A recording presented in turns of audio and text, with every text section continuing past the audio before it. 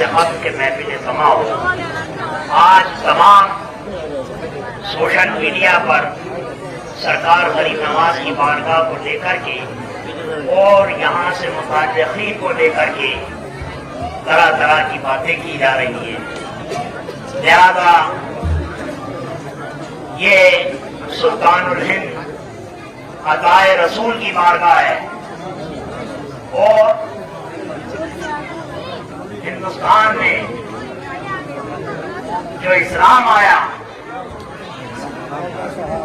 حضور سرکار غریب نواز کے خاتموں کی برکت ہے، بانداز نبوت دین کی تبلیغ فرمائی، بالفاظ دیگر پیغمبر ہندوستان آجا۔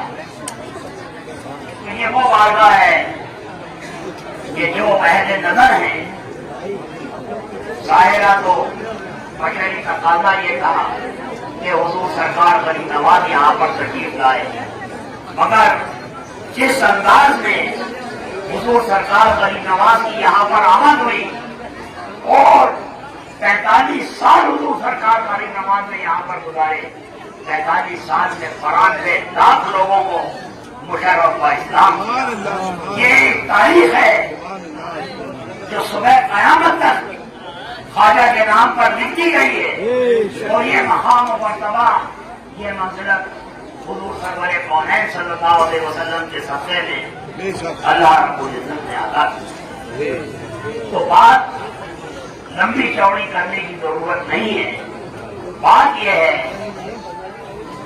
کہ آج کل جو باتیں چل رہی ہیں، جو لوگ تبصرے کر رہے ہیں، طرح طرح کی باتیں ہیں، اس میں تمام جو عاشقین ہیں، تمام جو چاہنے والے ہیں، ان کی دل شکنی ہو رہی ہے۔ صرف بات اتنی سی سمجھنے کی ہے، اختلاف کیا ہے؟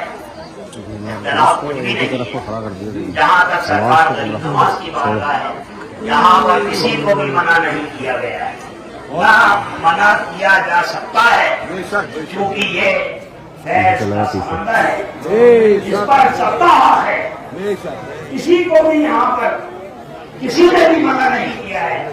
جو آج کل باتیں ہو رہی ہیں، تو میں سمجھتا ہوں تھوڑا سا خلاصہ یہاں پر تاکہ یہ پیغام لوگوں تک جائے۔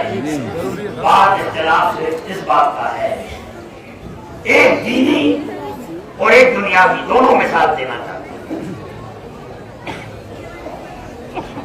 بارگاہ رسالت مآب صلی اللہ علیہ وسلم، مدینہ طیبہ، مدینہ منورہ، گنبد خضرا، ہمارے آقا و مولا حضور سرکار دو عالم صلی اللہ علیہ وسلم کی بارگاہ میں جب ہم حاضر ہوتے ہیں، ہاں وہ کتنا بھی بڑا چشتی ہو،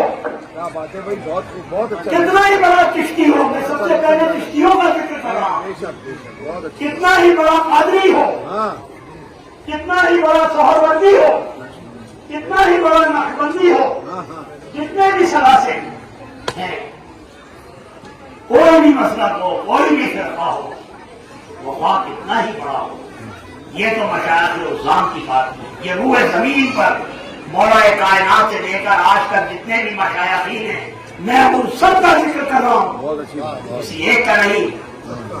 اب آئیے علماء حضرات کی بات، تمام محدثین، تمام بڑے بڑے ائمہ، مفتیان، علامہ، فقہا ہو، کتنے بھی بڑے ہو، میں صحابہ اکرام سے لے کر کے اور آج تک کی بات کرنا چاہتا ہوں۔ کوئی مجھے یہ بتائے کہ اس گنبد خضرا کے سامنے جب آپ حاضر ہو اور وہاں پر حاضر ہونے کے بعد میں کوئی گروپ ہو، کسی بھی سلسلے کا ہو، کسی بھی فرقے کا ہو، کسی بھی مسلک کا ہو، وہ وہاں پر کھڑے ہو کر کے اگر یہ کہے کہ دیکھو دیکھو کون آیا، شیر آیا، شیر آیا، کیا یہ استغفر اللہ استغفر اللہ، یہ بات ختم ہوتی ہے؟ بہت اچھا میسج دے رہا ہے، بہت اچھا میسج دے رہا ہے۔ اللہ رب العزت کو کتنی تکلیف ہوگی بے شک بے شک، جب اس کے حبیب پاک کی بارگاہ میں جا کر کے کوئی ہو، سارے کے سارے روئے زمین پر جتنے بھی امتی ہوں، جتنے بھی صوفی ہیں، جتنے بھی علماء ہیں، جتنے بھی ائمہ ہیں، جتنے بھی محدثین ہیں، سارے کے سارے اس در کے غلام ہیں۔ بے شک بے آقا شک کے سامنے غلام کو ہمیشہ جب عیسائی کرنا ہے۔ یہ تو ہوئی ایک دینی مثال جو تمام علماء، تمام صوفیہ کے لیے بارگاہ سلطان الہند عطائے رسول حضور سرکار غریب نواز کی بارگاہ سے ہم دینا چاہتے ہیں۔ اب آئیے ایک دنیاوی مثال، کیونکہ ہر شخص اپنے انداز میں سمجھتا ہے کہ دنیا کا بھی ایک نظام ہوتا ہے نا، جیسے روحانی نظام ہے۔ ہندوستان کے اندر جتنے بھی اسٹیٹس ہیں، ہر میں پولیس محکمہ ہوتا ہے، ہر اسٹیٹ کے اندر ایک ڈی جی ہوتا ہے جو ڈائریکٹر جنرل پولیس ہوتا ہے، جس کے انڈر میں پورا پولیس محکمہ ہوتا ہے۔ اب کسی اسٹیٹ میں کسی ڈی جی پی کے آفس کے سامنے کچھ لوگ جا کر کے کھڑے ہوں اور معمولی کسی داروغہ کے لیے یا کسی تھانے دار کے لیے ڈی جی پی کے دفتر کے سامنے جا کر کے یہ کہیں کہ دیکھو دیکھو فون آیا، شیر آیا، شیر آیا، کیا مثال دی ہے، کیا ہوگا؟ بہت کیا ہوگا؟ کیا نتیجہ ہوگا؟ نتیجہ یہ ہوگا کہ ڈی جی پی اندر جا کر کرے گا، اریسٹ کرو، جیل میں ڈالو۔ بالکل بہت اچھی بات ہے۔ تو جو اختلاف چل رہا ہے اس کی جڑ کو کوئی سمجھ نہیں سک رہا ہے، جس انداز میں لوگ بیان کر رہے ہیں۔ مسئلہ یہ اس کو سمجھنے کی بات ہے، جس طریقے سے حضور نبی کریم صلی اللہ علیہ وسلم کو وَمَا أَرْسَلْنَاكَ إِلَّا رَحْمَةً لِّلْعَالَمِينَ، تمام عالمین کے لیے رحمت بنا کر کے بھیجا ہے۔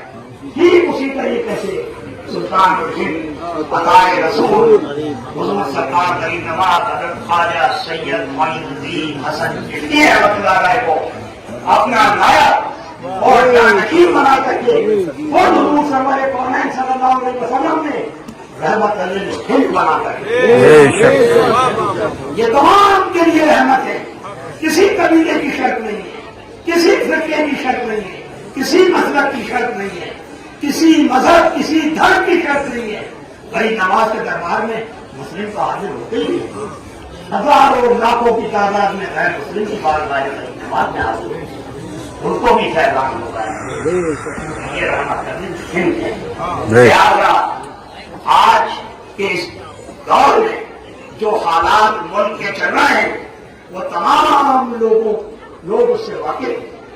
لہذا ہم جمیع خدام خواجہ کی جانب سے یہ پیغام دینا چاہتے ہیں، سلطان الہند عطائے رسول کی بارگاہ سے روبرو آتا ہے نور آستانہ عالیہ کے سامنے سے، کہ آپ کسی بھی مسلک سے آپ کا تعلق ہے، کسی بھی فرقے سے آپ کا تعلق ہے، ہر شخص کا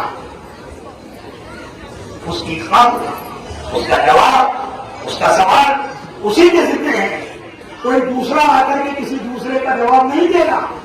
لہذا اللہ تعالیٰ نے سب کو اپنے صحیح بتا دیے، آپ کے اپنے آپ سے جو بھی آپ اس کو بھی مانتے ہیں، جو بھی اچھا سمجھتے ہیں، آپ کا جو بھی اپنا عقیدہ ہے وہ آپ کا نہیں معاملہ ہے۔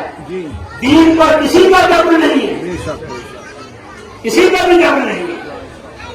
لہٰذا آپ اپنے ذہن کے حساب سے اپنے عقائد کے اوپر قائم رہیں، لیکن صرف یہ میسج دینا چاہتا ہوں جمیع خدام خواجہ کی جانب سے کہ آپ کسی بھی مسلک سے آپ کا تعلق ہے، آپ اپنے عقیدے پر قائم ہیں، لیکن کم از کم کلمے کی بنیاد پر آپ کو ایک جگہ متحد ہونا پڑے گا۔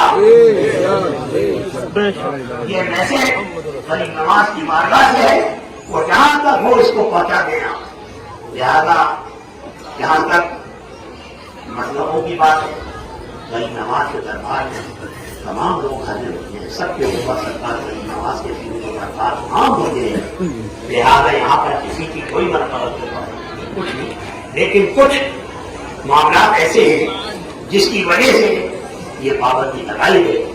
جہاں تک فاضل بریلوی رحمۃ اللہ علیہ کی بات ہے، ان سے ہمارے کچھ تھوڑی اختلافات ہیں، وہ رہیں گے، ہمیشہ رہیں گے، مثلاً محفل سما کے معاملے، جی جی تازیہ داری کے معاملے میں، واہ بھائی واہ، بہت بہت امام ابو طالب علیہ السلام کے کیا معاملے بات وہ رہیں گے، قیامت تک رہیں گے، بے شک بے شک اس سے کیا کوئی انکار کر سکے گا؟ جی میں تو مائک کے اوپر کہہ رہا ہوں یہ بات، یہ اختلاف اپنی جگہ ہے، ان کی جو اپنی خدمات ہیں وہ اپنی جگہ ہے، ان کے خدمات سے کس کو انکار ہے، لیکن جو فروعی اختلاف ہے ہر ایک علماء سے ایک دوسرے کو اختلاف ہوتا ہے، کیا بات ہے، اس میں کوئی نئی بات تھوڑی ہے، 1400 سال سے یہ سلسلہ چلا آ رہا ہے۔